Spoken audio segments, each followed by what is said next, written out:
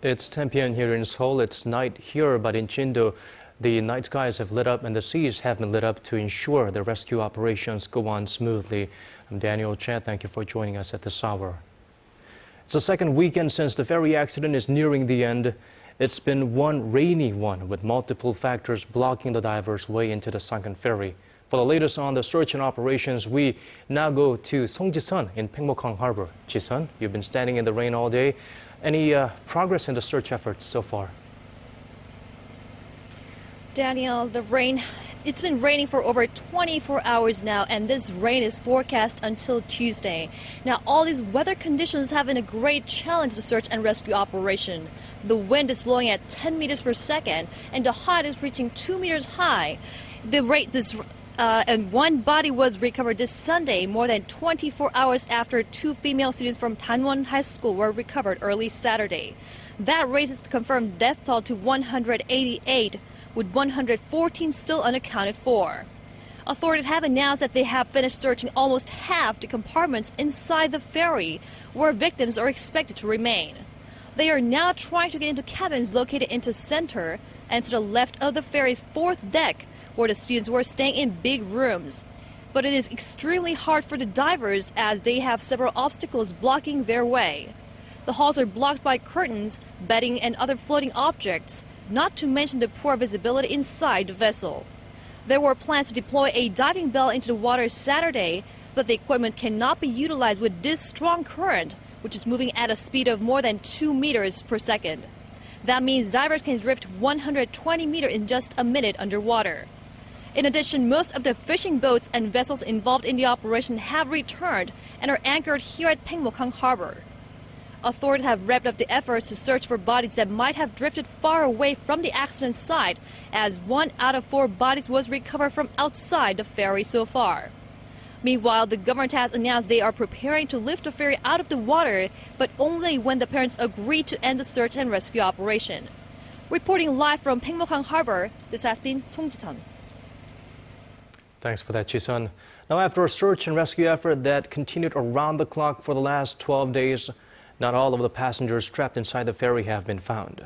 What's taking so long? Our Kim Ji-yeon tries to answer this question.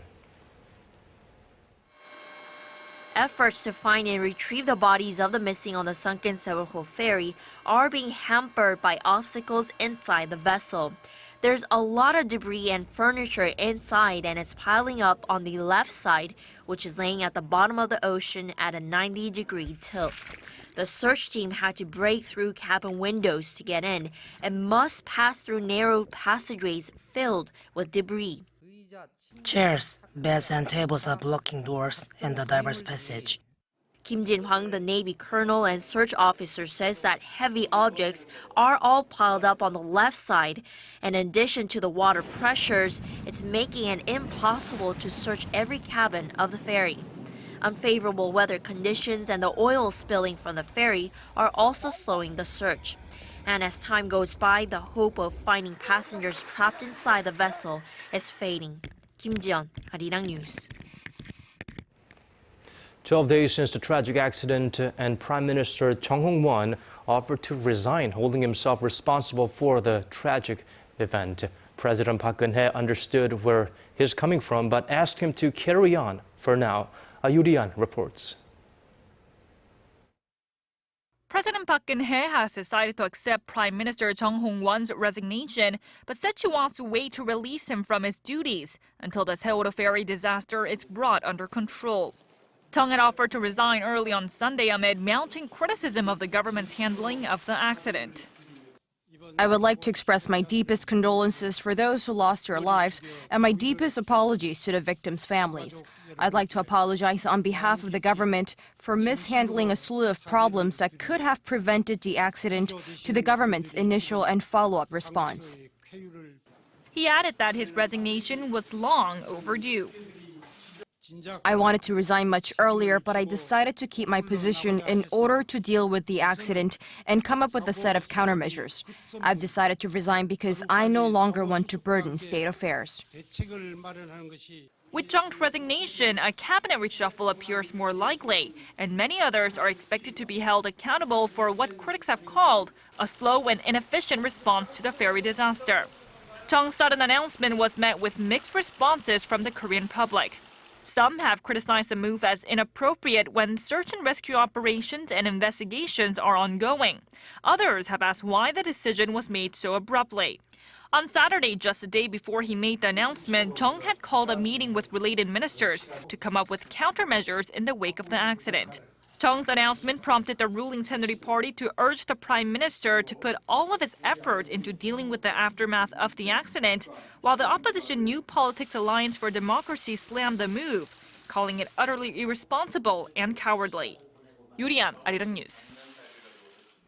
The search and rescue operation continues on Korea's southwestern coast. An investigation also is building up to find out what caused the tragic accident and who is responsible. Arirang's Hwang Ji-hye has the latest, and we now connect with her live at the news center. Ji-hye, I understand the prosecution's special investigation team has raided another maritime traffic control center.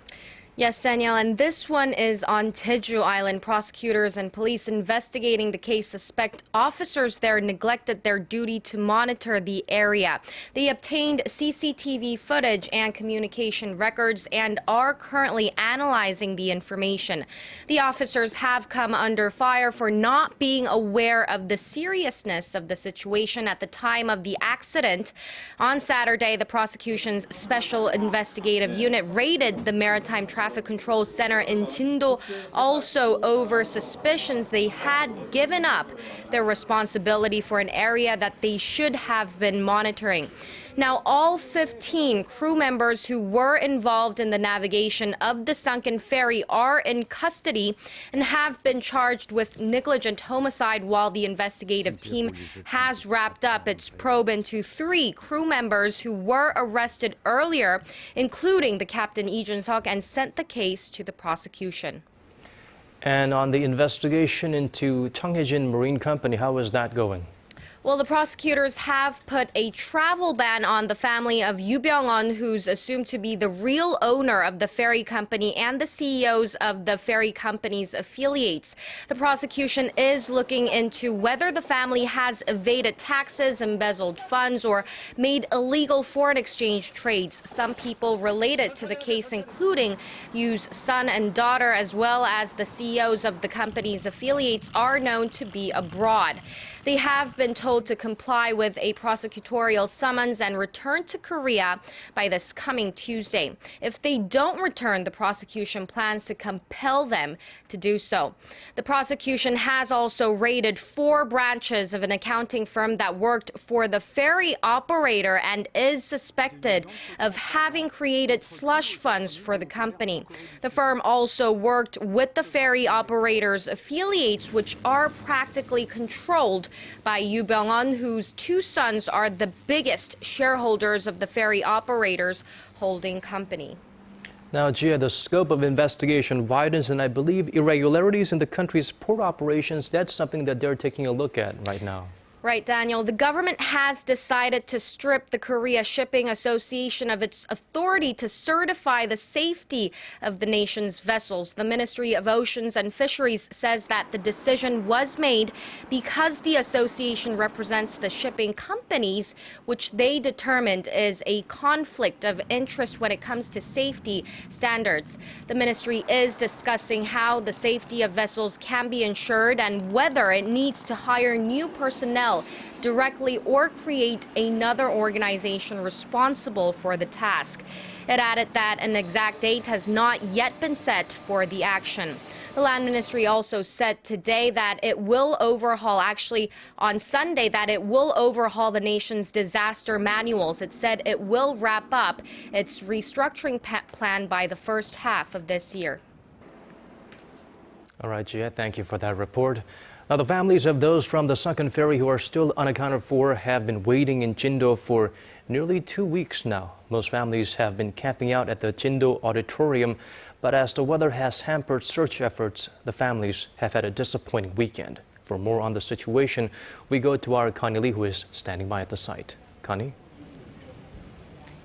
Hey Daniel, after 12 straight days of waiting, you may think that the tears of these families have dried up by now, but that's not really the case. Tears are now silently wept and silently wiped away. The mood here has been somber all day with the rain falling outside and being gloomy outside. It was also gloomy here inside the Chindo Auditorium as only one body has been recovered from the waters. Earlier this evening, search officials gave their daily briefing to alert the anxious families here that search operations were tough today, but not only because of the rain, but mostly because of fast currents, as Ji-sun reported earlier. The families listened with heavy hearts and without any questions. Now, this was different from previous briefings on other days when the family members would raise concerns or cast doubt on the search procedures. Daniel? Now, also grabbing the spotlight today was the fact that the Prime Minister chose to resign to take responsibility for the disaster. How are the families reacting to this development? Right, Daniel. So we watched the announcement live on TV this morning here in the Chindo Auditorium. Now, as the Prime Minister made his announcement, the family members here just watched in silence. The families listened to him take responsibility and apologize to the affected families. But at this point, the family members that I talked to said they just want to hear news about the search operation and whether or not more bodies could be recovered today. I also talked to one family member who said that the Prime Minister should have resigned after the recovery operation was complete. 사태는 생겨나면 빠르지 않느냐, 될지 생각에. 그렇죠. 사태를 수습은 더 해도 충분히 할 수 있는데, 아직 수습도 이제 반 조금 돼갖고, 수습도 끝나기 전에 우리 사태에 따라서는 국민의 안상을 봤을 때, 그러면 이렇게 몸이 자기는 책임 회피라고 사퇴해버린대. He also explained that there are growing fears now that the bodies of those still unaccounted for may have drifted and could now be lost at sea. The families, though, try really hard to hold on to the hope that the bodies of their loved ones will be found and laid to rest on land. Well, it's been a very emotionally draining couple of weeks for them. And I'm sure the auditorium is a lot more silent right now, and it's looking a lot less crowded than before, Connie. You're right. Well, you can see behind me the remaining families still here in the Chindo Auditorium. Less than 100 families still remain, with a smaller group of family members waiting at the Paengmokhang harbor. But throughout the day here on Sunday, we did have a steady flow of visitors coming to the auditorium. We had visitors like friends and relatives of the family members to give them encouragements and hope. Now, people have been coming here to offer encouragement and even leaving messages here at the auditorium. Now, there are yellow ribbons and post-it messages both inside and outside the auditorium with the notes saying things like, "Please have hope," or "Praying for you." Now, there are also some notes written by some of the parents of the young passengers, either encouraging other parents here or addressed to their missing children. Now, one note written by a mother asks her child to please return to her in her dreams and that she'll be waiting. Reporting live from the Chindo Auditorium, this has been Connie Lee. Thank you for that report, Connie. Now, the city of Ansan has set up a memorial to the students and teachers from Danwon High School who died aboard the ill-fated ship, and the site has attracted an endless stream of people wanting to say their goodbyes. Ansan is the city most affected by the tragedy because 248 of its students are either missing or presumed to have died in the disaster. We now go over to our Connie Kim, who is standing by at Ansan Olympic Memorial Hall. Connie, what's the mood like over there right now? Hi, Daniel. Despite the gloomy weather here today in Ansan, people from all across the nation have come here to Ansan Olympic Memorial Hall to pay their last respects. Now, although the line has shortened a bit compared to this morning, still students and adults are coming here even at this hour to see the faces of the long-lost ones one last time. Now, inside the altar, I've seen many people break out into tears as they laid flowers down, saying they still can't believe what happened to students who are so young. The hall has set up portraits of the 143 Danwon High School students and teachers who died in the accident.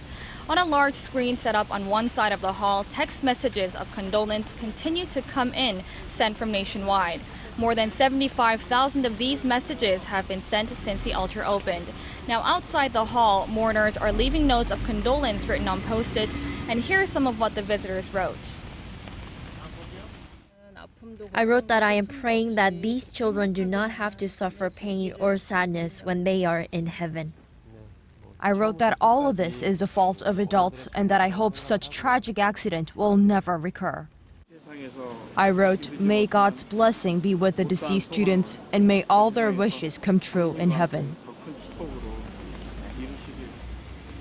Now going into the fifth day of the since the altar opened up, well over 155,000 visitors have come here to pay their last respects. Daniel?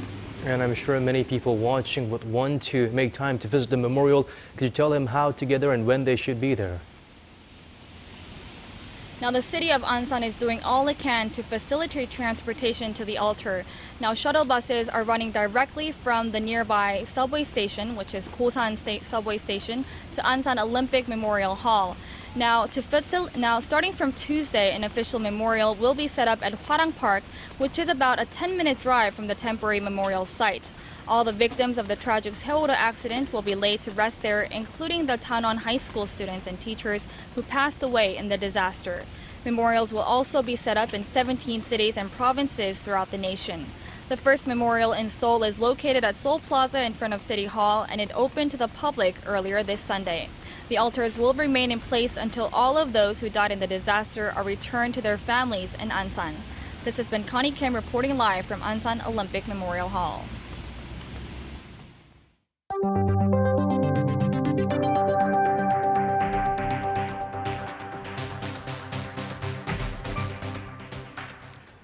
Allow us to now shift to other stories. According to South Korean government sources, a prospective trilateral military information sharing pact with Tokyo and Washington could be limited to information on North Korea's nuclear programs and missiles. Efforts to establish a trilateral real deal between the three countries have thus far been hampered by historical and territorial tensions between Seoul and Tokyo.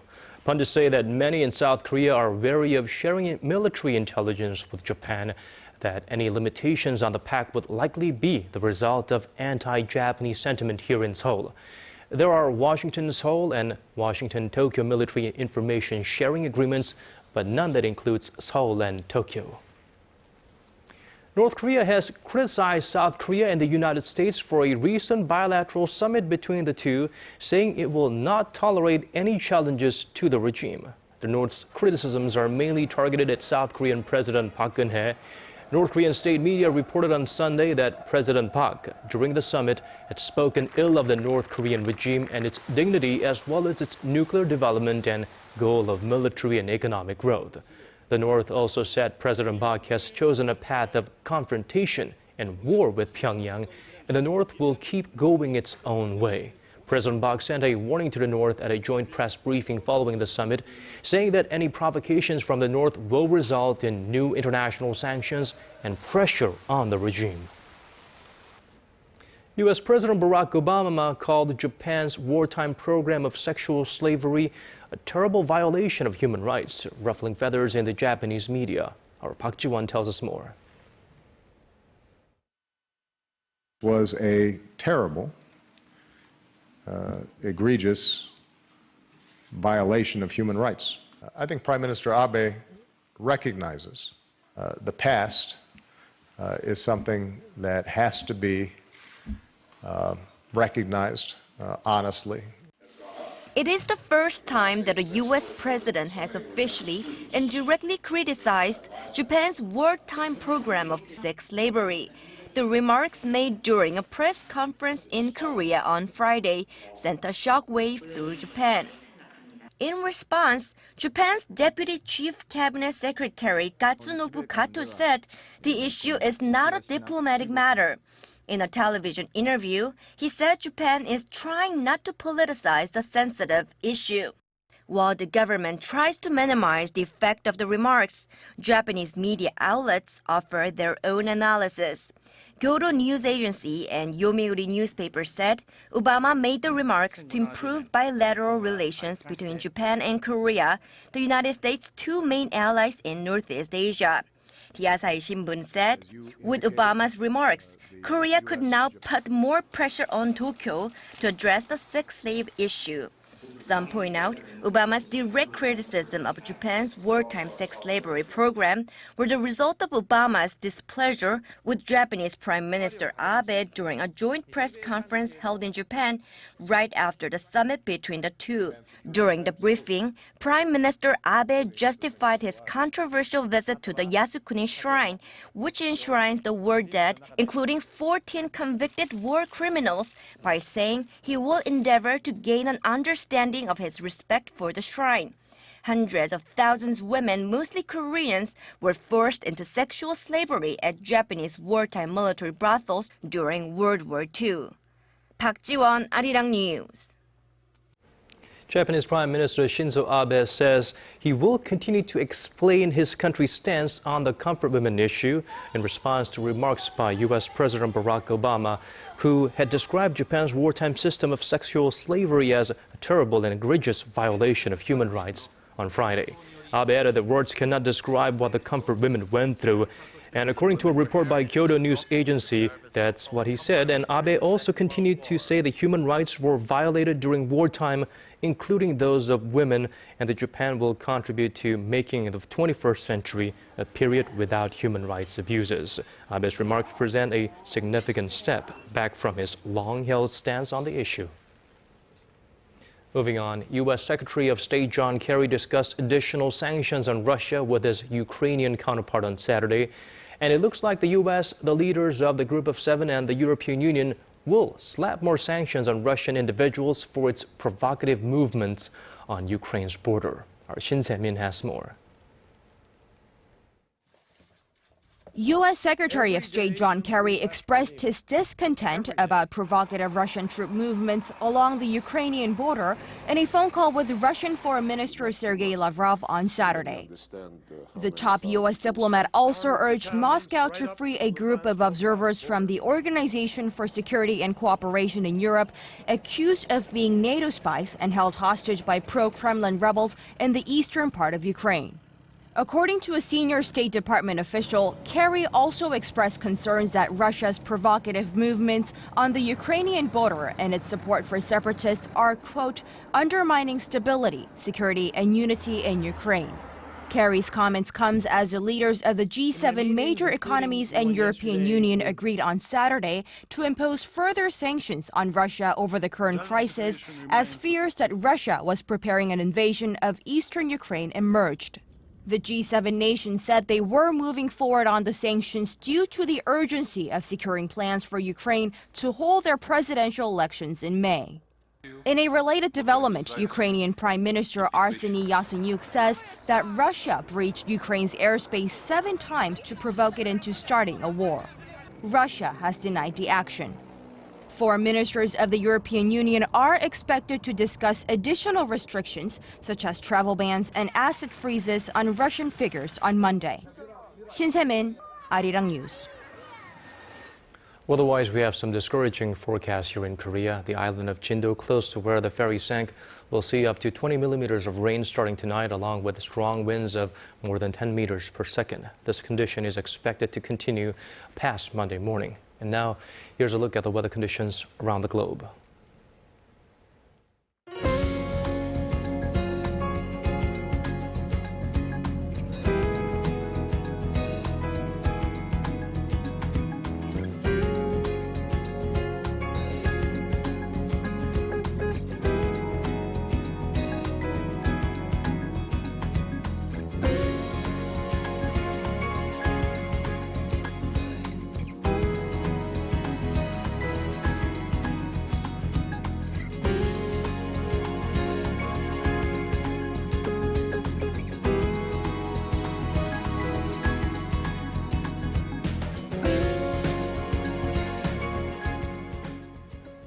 And that's all we have for you at this hour. Thank you for watching.